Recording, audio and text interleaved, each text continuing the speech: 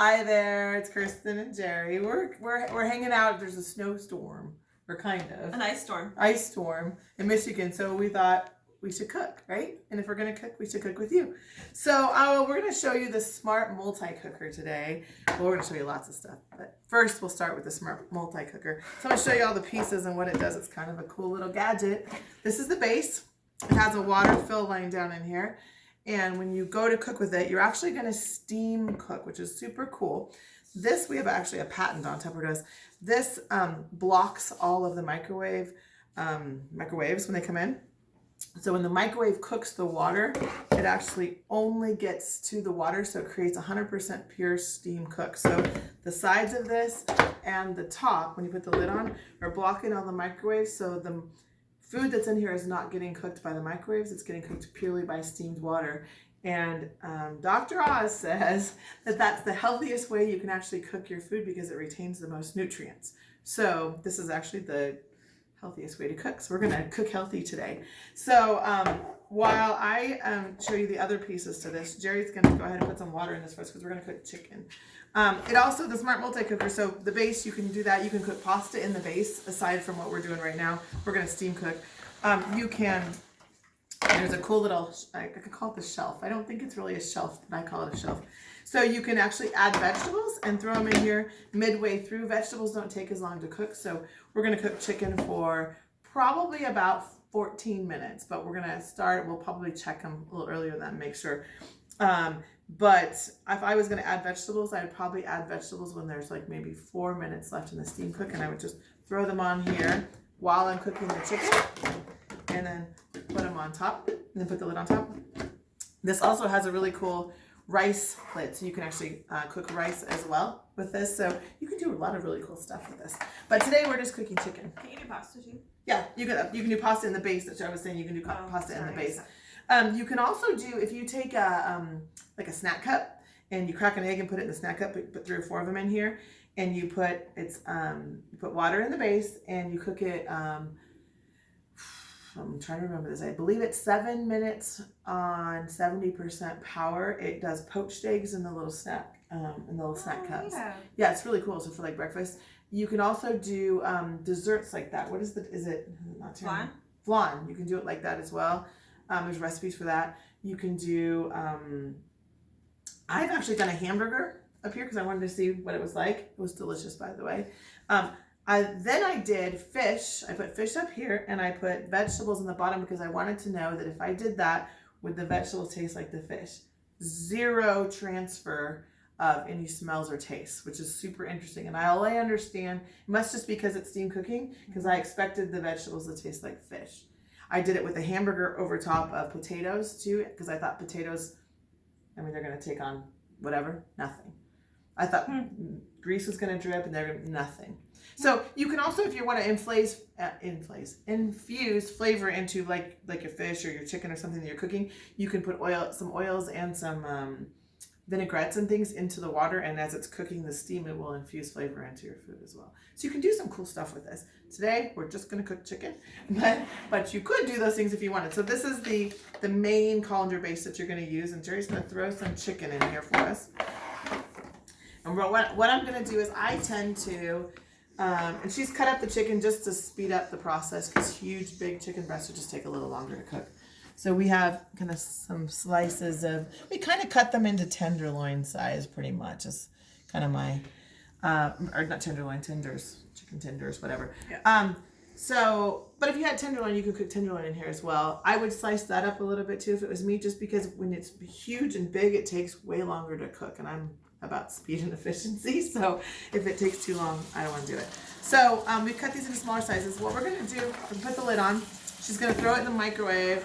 And I say we're going to go we'll do 10 minutes and then we'll check it.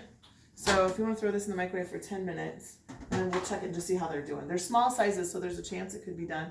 Everybody's microwave is a little bit different too, so depending on what you're doing, that could be. Okay, so Jeri's going to go ahead. We're going to make some salad while that's cooking. So she's going to tell you about what she's got going on over here in a second, I think. So you want to tell them about what you're doing? Yeah. So I'm just going to cut up a salad. And normally you don't cut lettuce with a knife, but I'm going to. As long as you can cut lettuce with a knife as long as you're gonna eat it the same day.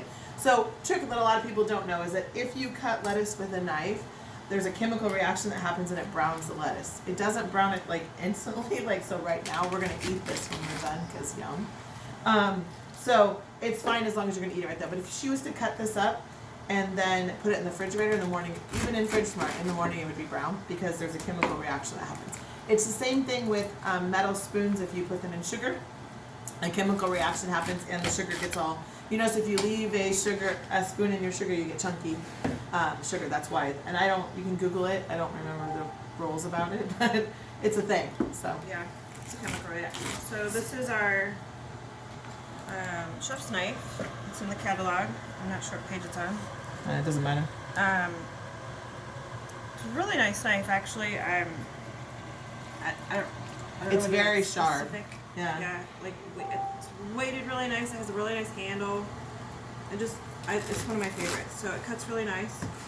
The cutting board that I'm actually using right now is the one that's also in the catalog with the knives. It's called the what do they call it? I don't know what they call it. It's a cool cutting board. You should probably have it's one. kind of a perfect size because it's. I like that you can cut on both sides. Yeah. It will like- sit on top of the fridge stackables too, I believe, That's as well what as yeah, them. yeah, yeah. So it's just a really nice size, especially for like salads and stuff. I use it all the time for that. And then what we're gonna use, because it's on sale right now, this pretty cool little gadget that we just came out with. I don't know what, in the summertime I think it was introduced. Yep, Speedy Mando. Speedy Mando. I love this thing. Okay, if you ever have to put garlic in something, oh, this is the best. I put 2 cloves of garlic in the other night, and in 3 seconds the garlic was totally, it was the best. And then I wanted the garlic just slightly smaller, so I just went with a knife, and I didn't have to like mess with garlic. It was so fast and easy. It slices it super thin, and it has little feet here, little rubber feet, so it won't slide around if you want to do it on your counter, or you could rest it on the edge of a bowl. I mean, there's. I think really if you no had other the That's a Bowl Junior, you could probably set it on top. Maybe. Yeah, depending on the size of the bowl. This is just a regular size That's a Bowl, but yeah. So I'll just real quick show you. Oh, this is a neat little trick. This is our neat little trick. No sarcasm there. So if you don't have anything in here, this will actually lock itself in place because this red piece here has little feet that lock itself into the base. So this won't move. But You squeeze to pop it out, right? Don't you? well, you squeeze to pop. This comes apart, so you can squeeze to pop it out to clean it, which is really nice, and then it just pops right back in. But then if you turn this to where it's not gonna set into these notches, so it's no longer gonna lock. It's just gonna slide fluidly. So Okay, it's let's really show them nice. some fluid sliding. Yeah, so we're just gonna real quick, like, so this is a double-edged blade in here, so it's literally Like in seconds. and I'm done. Isn't that amazing? And they are Like paper like thin. paper thin. It's really nice for stir fry because you want the vegetables kind of super Yeah. thin. So when I do stir fry, I'll do garlic and I'll do,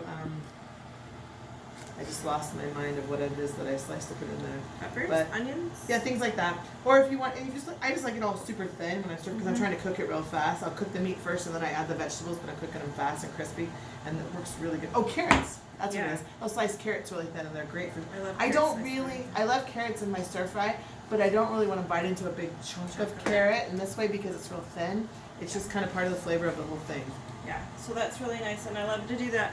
Like she said, I love it for garlic, and I love it for radishes, and I love it for carrots, but I also love it for really thinly sliced onion. So if you just cut off a little piece of onion, which I actually already did. This is a red onion. And then you just do, again, the same thing. Super fast. And it's That's all over crazy. my counter. Yeah. But, yeah, so you have these just like really thin slices of deliciousness. Nice. So that's that. Okay, so we have about 5 more minutes left on our chicken. Oh, So. we can grate some cheese. I mean, Oh yes, let's grate some cheese. I know Mike is a great cheese grater, so I'm gonna trade the camera with him for a second, and he's gonna come do some cheese awesomeness.